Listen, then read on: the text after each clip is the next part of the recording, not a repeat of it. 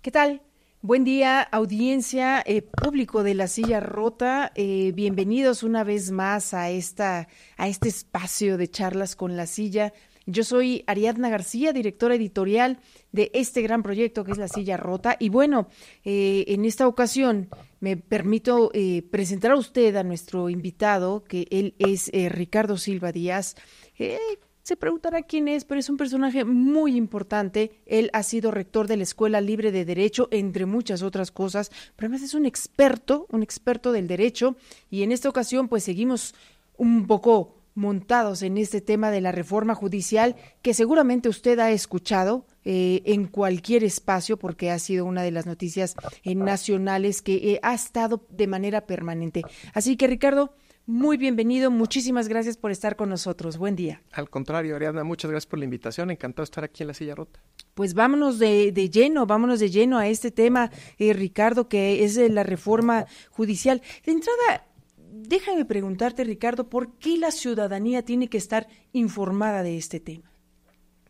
A ver, creo que la ciudadanía tiene que estar informada por un tema cívico de todo lo que pasa alrededor del país. Creo que esa es la primera premisa. La segunda premisa es, tradicionalmente la ciudadanía siempre había estado preocupada de nombrar a sus representantes, de nombrar al presidente, se involucra en las elecciones y vota por ellos, y eso es lo que, pues durante muchas décadas, siglos quizá, es lo que había marcado el involucramiento de la ciudadanía. Si yo quiero algo para la convivencia social, nombro a mi representante, y mi representante es el que va a pelear en la Cámara o va a pelear el Poder Ejecutivo por lo que yo voté. ¿Qué es lo que ha pasado los últimos 6 años? Los últimos 6 años entra en la lógica y en la dinámica estatal de las políticas los jueces. Y no entra solo en México. En el mundo, desde 1980, los jueces han tenido una participación mucho más activa en la fijación de políticas públicas. En México, de manera concreta, desde 2011, con el activismo de derechos humanos y con la idea de poder fortalecer los derechos de las personas, los jueces se volvieron un mayor contrapeso a las políticas públicas. Y esto es lógico porque, pues claro, las cámaras, los representantes, la Cámara de Senadores, la Cámara de Diputados, lo que hacen es votar por sus representados. Pero ¿qué pasa con quien no votó por ellos? Pues es difícil que alguien que no votó por ti vayas a hacerle caso y vayas a llevar a la Cámara algo que te importó. ¿Dónde quedan esas personas que no fueron votadas? Esos derechos. Entonces, se abre un espacio que nosotros los abogados le llamamos mecanismos de control constitucional, en donde los derechos que están no representados, no protegidos en esas leyes, puedan reclamarse ante los propios tribunales.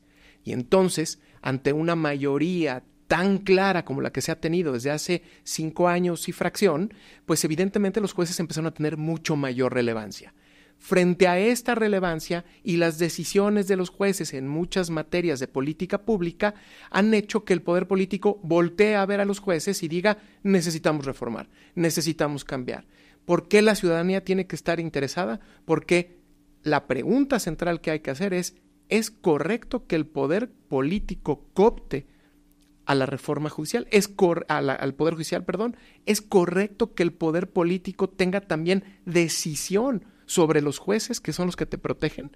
Creo que esa es la gran relevancia de por qué los ciudadanos ahora tenemos que voltear a ver qué ingeniería queremos. Queremos que sí haya un poder político que sea votado por todos y que los 3 poderes sean votados, o queremos dejar un espacio para aquel momento en el que no tengamos ese poder político y que hagamos una ventana de oportunidad, una puerta de salida para poder tener que alguien nos escuche. Claro, de pronto la misma ciudadanía podría decir: a mí no me interesa la política.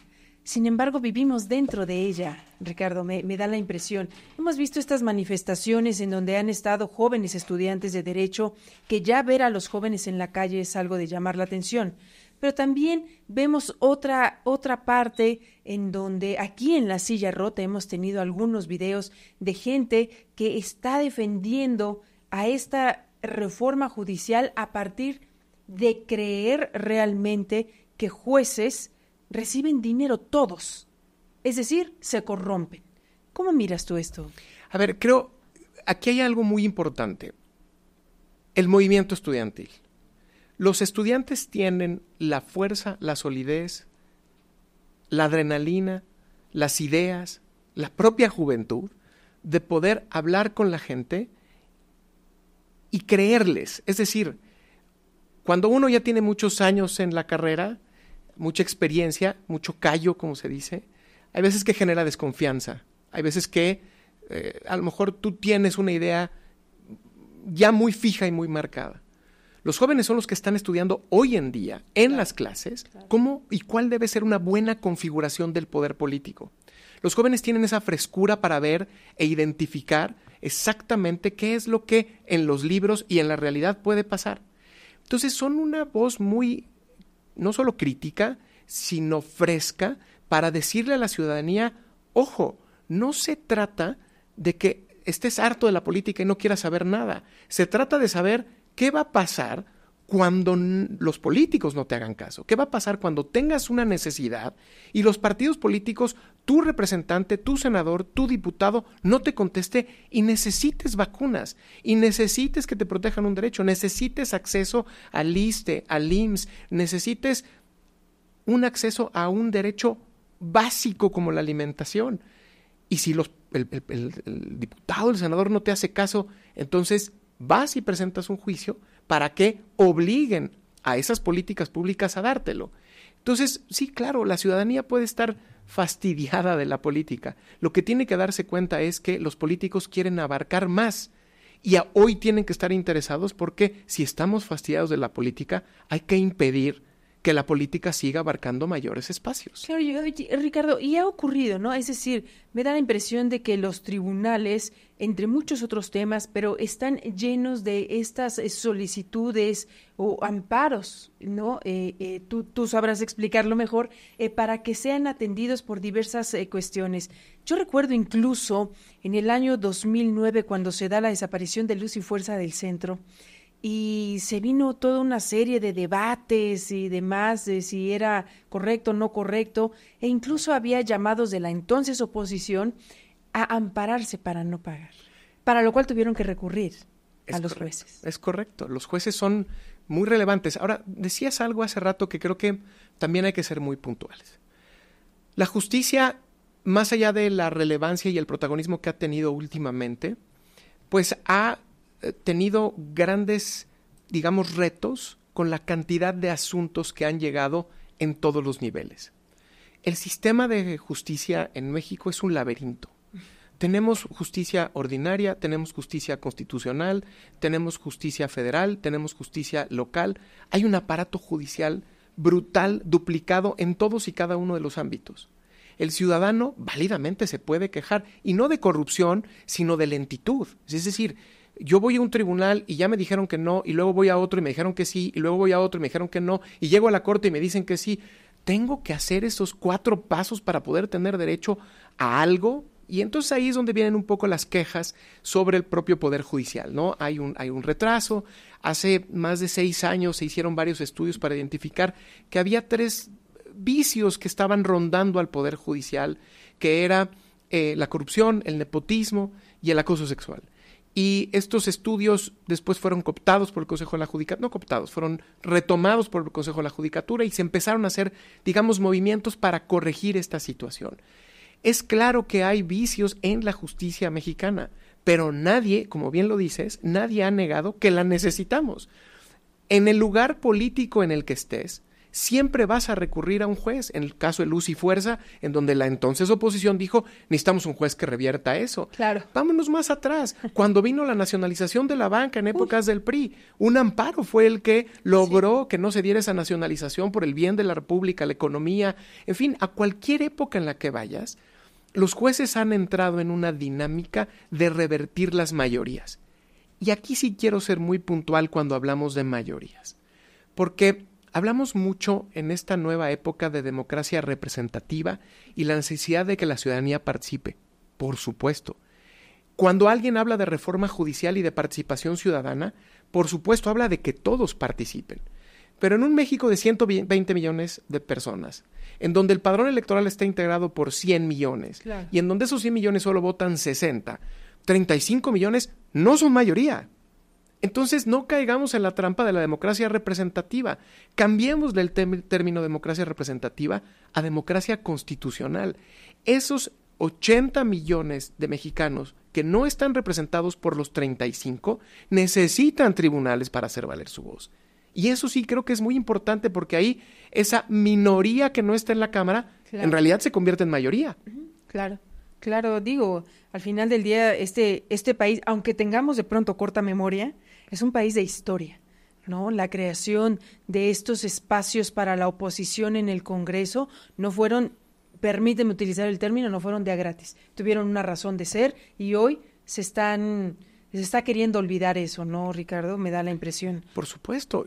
Yo recuerdo que el sistema electoral tiene pocos años, y antes del sistema electoral los derechos civiles y políticos se protegían por sus derechos, digamos, alrededor, libertad de expresión en los amparos. Claro. Cuando alguien quería alzar la voz, iba y pedía ante un juez alzar la voz frente al poder político que no dejaba que se alzara la voz. Cuando alguien quería ir a una manifestación y los políticos, las alcaldías, delegaciones decían, no va a haber manifestaciones, aquí no van a manifestar, y iban y presentaban un amparo para que el juez permitiera que se pudiera realizar la manifestación. Hemos avanzado en todo eso, y creo que indebidamente se ha denostado la labor de los jueces. Hay errores, sin duda, pero me parece que hay que juzgarlo en su justa medida, ¿no? Claro. Déjeme recordarle, estamos platicando con Ricardo Silva Díaz.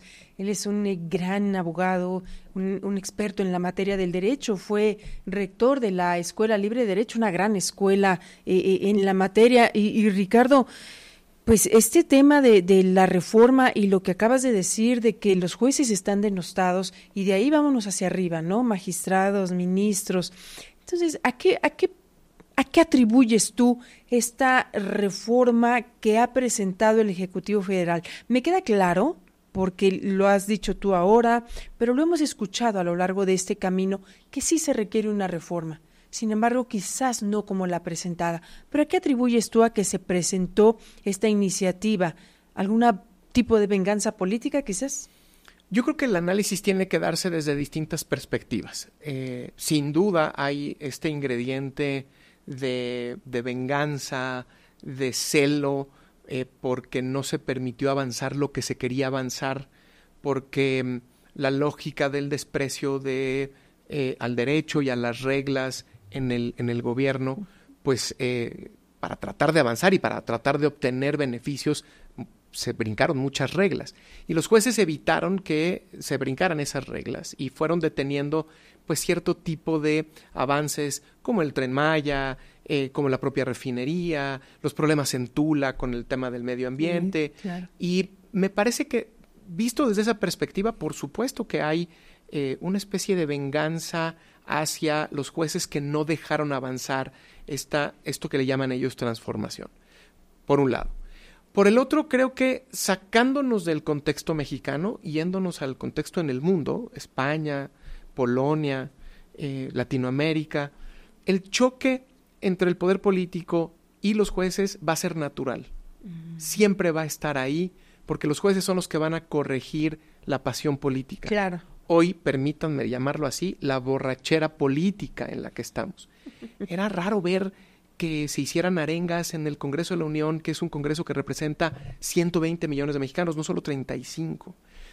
Y eso es un reflejo de que hay una borrachera política, de que estamos embriagados de poder, y que con esa embriaguez es válido gritar y generar arengas y con una pasión desmedida.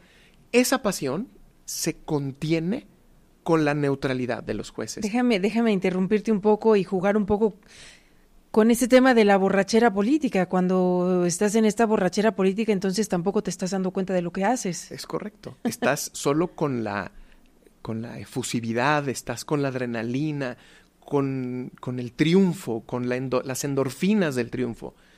Pero en realidad el problema del país es otro, la situación del país es otro. Y necesitas voltear a ver. Y claro, cuando ganas, empiezan después los retos porque además la forma en la que ganas te quita pretextos. Hace 5 años teníamos los pretextos de vean lo que me dejaron. Claro. Ahora ya no hay esos pretextos, ya tienes todo. ¿Qué más quieres cambiar? Y ahí sí es donde me parece que los jueces van a tener siempre esa mesura. Un juez no nombrado democráticamente va a resolver conforme a lo que dice la propia Constitución, conforme a lo que dicen los planteamientos de las partes y no conforme a la presión política de un cabildero, de quien te apoyó para llegar, de los intereses económicos. Tú vas a estar encerrado en tus cuatro paredes determinando si es correcto o no. Y generalmente vas a ir en contra de una política pública que esté afectando a un individuo, ¿no? Porque hay que proteger el derecho a pesar de que puedas ir en contra del orden público. Y eso a los políticos les cuesta mucho trabajo entenderlo. Sin duda. Esta reforma que ya está en discusión en el Senado de la República realmente acercará al país a una justicia real, esta justicia que tanto buscamos. No, tajantemente no. Yo no me quiero centrar en quizá identificar los beneficios o no de una participación ciudadana. Uh-huh. Me parece que conforme al diagnóstico que tenemos, sí necesitamos una participación ciudadana. No sé si las elecciones sean el mejor modelo para poder generar la participación ciudadana. Las elecciones de jueces, magistrados, ministros, ¿te refieres? Es correcto, uh-huh. Es correcto. Hay muchas propuestas por ahí en la mesa, incluso los propios ministros, del ministro Juan Luis González Alcántara, que dice no los votemos, pero analicemos su trabajo en transparencia y rendición de cuentas y veamos si es viable una revocación de mandato. Creo que la reforma tiene un diagnóstico sí claro, pero tendencioso quizá, solo una parte. Los foros, yo tuve la oportunidad de estar en el foro de Saltillo, en donde los reclamos eran, y la propia expresión de los legisladores de Morena era: necesitamos reformar otras cosas, necesitamos reformar las fiscalías, necesitamos atender a los poderes locales, pero ¿dónde veo yo específicamente los riesgos más claros de esta reforma que van a impedir que se avance? Primero, nunca ha funcionado poner plazos fatales en la norma. La norma constitucional establece que si en 6 meses no se resuelve, se dará aviso a un tribunal de disciplina que no va a ser otra cosa más que una espada de Damocles. No haces lo que te corresponde y te vas, o te cambio de adscripción, o te remuevo, o te suspendo. ¿Qué es lo que genera el establecimiento de plazos fatales? Uh-huh. Que los jueces tengan una gran tentación de resolver con forma y no fondo. Es más fácil resolver con un problema procesal de extemporaneidad de la demanda. Nosotros en el derecho le llamamos sobreseimiento. Un sobreseimiento del juicio no lo conozco y no me meto al fondo porque lo que tengo que replicar son los números, los tiempos. Tengo que terminar en 6 meses. Y me parece que ahí es donde falla un primer diagnóstico de la reforma judicial. ¿Cuál ha sido el error en 30 años del Consejo de la Judicatura en vigilar a los jueces? Pedirles números. Solo se les pide los números. El mejor tribunal es el que más resuelve. Si nada más que quien más resuelve no necesariamente está resolviendo fondo. Claro, y bien, ¿no? Es correcto. Ese es un primer punto. Yo creo que esa visión de los plazos perentorios no va a ayudar a la justicia. Segundo tema que me parece riesgosísimo. Los tribunales federales son la última instancia y van a ser los primeros que van a ser reformados. La ciudadanía se va a tardar en ver estos reflejos de esta reforma más de 4 años, porque los tribunales locales van a cambiar hasta 2027. Cierto, sí. Y en esa transición, en los primeros respondientes, que son los jueces locales, lo único que vamos a tener es más quejas de la ciudadanía, porque ya reformaron a los jueces federales, pero no han reformado aquí y sigue habiendo un problema de lentitud en el propio sistema. Veremos, o no sé si querramos realmente ver los juzgados, ¿no?, en los tribunales con la gente ahí afuera esperando. Pero bueno, Ricardo, mucho nos hemos centrado en esta reforma a partir de la elección de jueces, magistrados y ministros, pero me da la impresión de que hay otras cosas muy importantes y que incluso al inicio de esta charla tú lo has tocado, que es el juicio de amparo, que es este recurso jurídico, ¿no?, con el que, como bien lo decías, como ciudadanos nos protegemos para evitar los abusos de las autoridades en este caso, y no lo estamos volteando a mirar. ¿Qué nos puedes decir al respecto de esto? Hay dos modificaciones en el juicio de amparo que me parecen, y los mecanismos de control constitucional, que son también la acción de inconstitucionalidad y la controversia. Y hay dos cosas que me parece que evidencian un poco lo que decíamos hace rato de esta venganza política. La primera es la limitación de los efectos generales en un amparo respecto a una ley y los efectos generales en suspensión. Es decir, los jueces, cuando estaban analizando casos en este sexenio que está por terminar, e identificaban algún problema que pudiera ser un problema general, podían suspender una norma para decir no la apliquen hasta que yo resuelva. Eso molestó muchísimo al poder político. En específico hablo de un caso sobre reforma energética, en donde un juez detuvo la reforma energética y dijo nadie se mueva hasta que yo resuelva. Eso molestó mucho al poder político y la reforma es una represalia a esa decisión, y hoy en la reforma dice la suspensión no puede tener efectos generales. ¿Qué es lo que va a pasar con eso? Que va a haber más juicios, que esa suspensión que se presentó solo va a tener efectos para la persona que lo pidió, y que otra vez estamos abonando a que la justicia solo sea de quien pueda pagarla. El amparo debe de estar hecho para proteger a los más. Claro. Y las propuestas de reforma que están haciendo sobre el amparo es acotarlo. Acotar el amparo a que no tenga efectos generales porque viola mi poder político. Y esto es una incongruencia, porque si la reforma está planteada para controlar a los jueces y vas a tener un control político sobre los jueces, ¿por qué limitas el amparo? Mejor, entonces, si vas a tener control sobre los jueces, amplía la fuerza del amparo y tú vas a tener los jueces que tú vas a nombrar.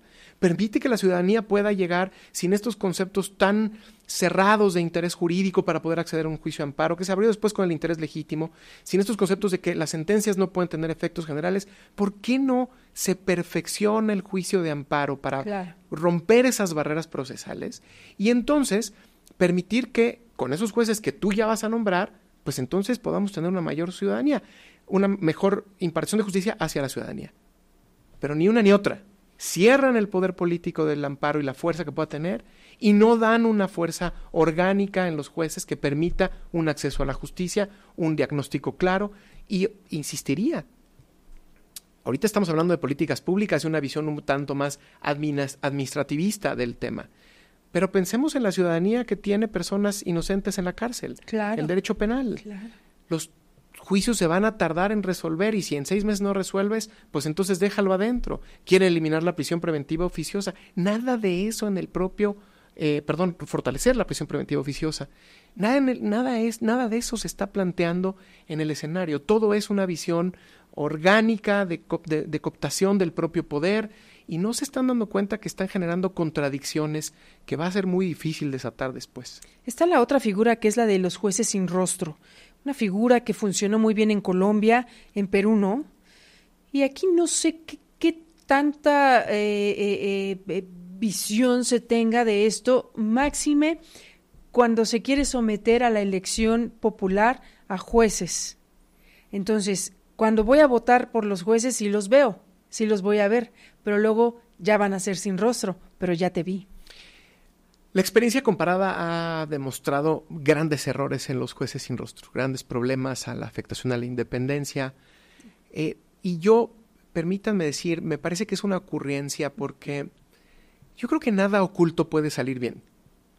Todo lo que se hace de manera oculta, tarde o temprano termina, algo se está escondiendo. Uh-huh. Y yo creo que un juez debe tener la fuerza suficiente para enfrentar a los delincuentes y para decirles que no. El tratar de ocultar va a hacer que solo unos cuantos tengan el control y que sepan de quién es el juez oculto y que también ese propio juez oculto no sienta una necesidad de rendición de cuentas. La transparencia permite la rendición de cuentas.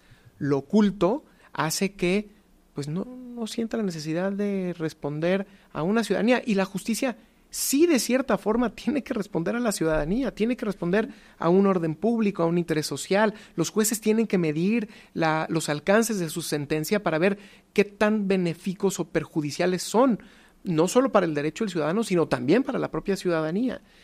Y un juez, me parece que oculto no necesariamente podrá resolver de manera pues tan independiente quizá la manera en la que atiende el asunto, ¿no? Entiendo que este tema de un juez oculto respondería más a una necesidad de protección, hablando en materia de delincuencia organizada, por ejemplo. ¿Funciona? A ver, no estoy seguro, porque ¿cuál va a ser, hablemos en materia penal, la cadena de custodia de la información de ese juez? ¿Cómo hemos visto que la delincuencia organizada tiene la capacidad de permear en las propias instituciones? Claro. ¿Qué tanto la propia delincuencia organizada, con esa capacidad de permear en las instituciones, va a terminar sabiendo quién es el juez? Y el juez que no se sabe quién es, algunos lo conocerán, otros no va a tener la posibilidad, por lo menos públicamente, de ser defendido por la propia ciudadanía. Yo siempre he apostado por la transparencia. Me parece que la protección de un juez no se da quitándole el rostro o haciéndolo oculto, sino la protección del juez se da con las instituciones del propio Estado. ¿Por qué no tenemos un presidente oculto o un secretario de Defensa o de Marina oculto? Porque pues ellos son los que combaten al narcotráfico. Se conocen sus caras. Lo único que tenemos son los niveles de protección suficientes y la inteligencia suficiente para que puedan desarrollar su trabajo de manera adecuada, ¿no? Muy complicado. Ricardo, me gustaría ir terminando, pero sobre todo recordarle al auditorio, a esta audiencia de La Silla Rota, Ricardo, cuando tú has sido rector en la Escuela Libre de Derecho, pues enfrentaste, digamos, ahora sí que a una intentona de querer acotar, ¿no?, lo que es la justicia. Recuerdo aquel amparo que presentaron contra las leyes que reglamentaban una reforma judicial en 2021, unas modificaciones que hubo. ¿Cómo te terminó yendo con eso? Pues los primeros años mal, ahorita muy bien, porque logramos levantar la voz cuando se tenía que levantar la voz. Nosotros en la Escuela Libre de Derecho sabíamos que ya se estaban moviendo cuestiones importantes de vigilancia, de disciplina, que requerían un pronunciamiento por parte de los jueces desde ahorita de cómo querían regularse y qué era lo que querían hacer. Y me parece que la presentación del amparo lo que trató de hacer fue abrir un espacio para discutir y para madurar esta idea de lo que hoy se está discutiendo.